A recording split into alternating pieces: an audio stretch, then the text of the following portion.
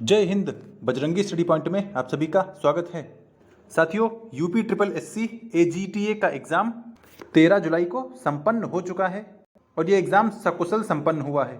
Exam तो खैर सकुशल संपन्न रहा, लेकिन जो एग्ज़ाम का लेवल है, जो क्वेश्चन पेपर था, वो किसी के लिए भी कुशल नहीं रहा, क्योंकि आयोग ने ऐसा पेपर बना दिया था कि सबके चेहरे की हवाइयाँ उड़ गई थी। तो हम लोग इस वीडियो में एजीटीए एग्ज़ाम की एनालिसिस करेंगे कि पेपर का लेवल कैसा रहा है। और एग्ज़ाम लेवल तो खैर बहुत ही खतरनाक बनाया है आयोग ने। अब दिन ब दिन यूपी ट्रिपल एससी आयोग का जो क्वेश्चन पेपर है उसका लेवल बढ़ता जा रहा है। तो एजीटीए एग्ज़ाम के लिहाज से हम लोग चर्चा करेंगे कि उसका लेवल कैसा रहा और उस लेवल के हिसाब से एक्सपेक्टेड कट ऑफ क्या रह सकती है, जिसमें हम लोग कंप्यूटर और यूपी स्पेशल दोनों की चर्चा करेंगे कि इन दोनों का, और अगर कहें तो तीनों जो पोर्शन होते हैं उन तीनों पोर्शन की हम लोग कठिनाई स्तर की चर्चा करने वाले हैं। तो UP triple SC AGTA exam का संपूर्ण एनालिसिस हम लोग इस वीडियो में करने वाले हैं और साथ ही साथ फाइनल कट ऑफ की भी चर्चा करेंगे।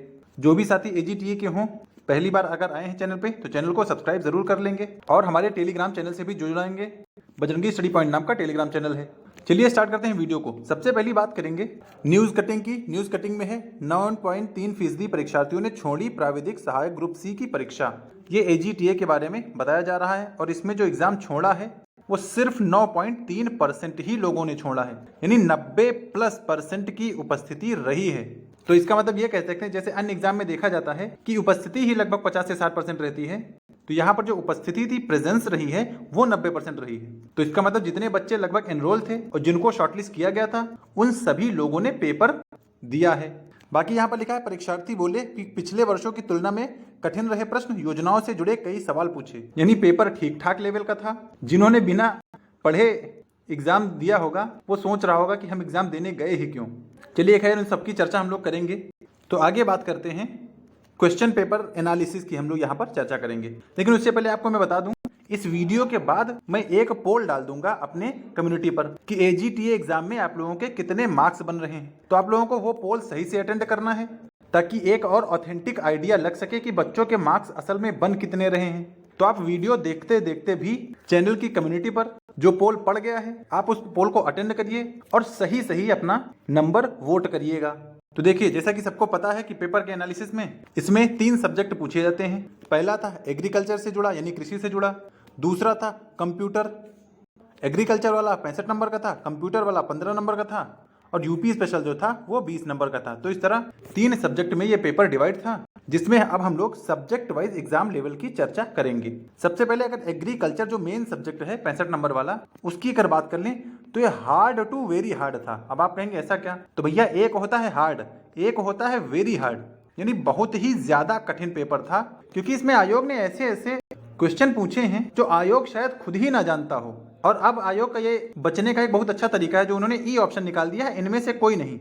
तो अगर आयोग को ऐसा लगेगा कि हमने ऐसा क्वेश्चन पूछ दिया जिसका आंसर हमको भी नहीं आता है, तो वो उस आंसर को ई वाले को टिक कर देगा। और पेपर का लेवल ऐसा है कि हार्ड से बहुत हार्ड है, यानी जो एग्रीकल्चर वाला लेवल था, वो पोर्शन था, वो हार्ड से वेरी हार्ड था। बाकी आगे हम आइडियल अटेम्प्ट की बात करेंगे, लेकिन अभी पेपर लेवल की बात कर लें तो एग्रीकल्चर वाला जो था हार्ड से बहुत हार्ड था। दूसरा, अगर कंप्यूटर की बात करें तो कंप्यूटर में थोड़ा मॉडरेशन देखने को मिला है, यानी अगर इसमें कहें कि ये मॉडरेट टू हाई था तो ठीक है, यानी ये ठीक था। कुछ जैसे 15 नंबर है, इसमें 11, 12 या 10 से 11 क्वेश्चन आप कर सकते थे, तो मॉडरेट से हाई था ये। और पहला वाला हार्ड से वेरी हार्ड था। और लास्ट अगर यूपी स्पेशल की बात करें तो यूपी स्पेशल भी हार्ड से ज्यादा था, यानी हार्ड प्लस था।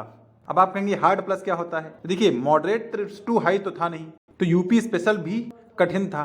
तो यानी अगर हम लोग अब ओवरऑल एग्जाम लेवल की बात करें कि ओवरऑल एग्जाम लेवल क्या रहा है और गुड अटेम्प्ट क्या था, कितना स्कोर हो सकता है, ये सब जानेंगे। लेकिन आगे हम लोग देख लें कि यूपी ट्रिपल एससी 2025 के लिए बेस्ट प्रैक्टिस सेट कौन सा है। तो best practice set for UP triple SC पेट 2025 वो चक्षु पब्लिकेशन का है। आप चक्षु पब्लिकेशन के इस प्रैक्टिस सेट से अपनी तैयारी को मजबूत कर सकते हैं और अपने स्कोर को बढ़ा सकते हैं। इसमें आपको मिलेगा क्या क्या? तो इसमें आपको 20 प्रैक्टिस सेट दिए जाएंगे और 4 सॉल्व्ड पेपर दिए जाएंगे, जो कि 2023 में जो पेपर हुआ था उसका सॉल्व पेपर आपको यहाँ पर देखने को मिलेगा। और 20 प्रैक्टिस सेट आपको आपकी तैयारी जांचने के लिए दिए जाएंगे, जिससे आप अपनी तैयारी जांच सकते हैं। तो ये आप देख सकते हैं यूपी ट्रिपल एससी पेट 2023 का 29 अक्टूबर सेकंड शिफ्ट का पेपर है और यहाँ पर हल प्रश्न पत्र दिया गया है, यानी जो भी क्वेश्चन पूछा गया है उसका आंसर सहित व्याख्या भी दी गई है। तो क्वेश्चन से जुड़ा एस्पेक्ट भी यहाँ पर उन्होंने कवर किया है। तो इस प्रैक्टिस सेट के साथ आप अपनी तैयारी को धार दे सकते हैं और आप अपने स्कोर को और मजबूत कर सकते हैं। और अगर आपको इनके कॉम्बो पैक को ऑर्डर करना है, कॉम्बो पैक में मिलेगा क्या क्या? कॉम्बो पैक में आपको स्टडी मटेरियल दिया जाएगा, यानी एक पढ़ने का बुक आपको मिलेगी, और दूसरा आपको प्रैक्टिस सेट दिया जाएगा। तो कॉम्बो पैक आप इसे फ्लिपकार्ट से, अमेजन से, स्नैपडील, मीशो यानी ऑनलाइन आप कहीं से भी इसे परचेज कर सकते हैं। और ऑनलाइन परचेज करने की लिंक हमने डिस्क्रिप्शन में डाल दी है, तो आप वहां से इस बुक को परचेज कर सकते हैं और अपनी तैयारी को मजबूत कर सकते हैं। चलिए अब बात कर ले ओवरऑल एग्जाम लेवल कैसा रहा। तो ओवरऑल एग्जाम लेवल हार्ड ही रहा है, यानी ये कठिन ही रहा है।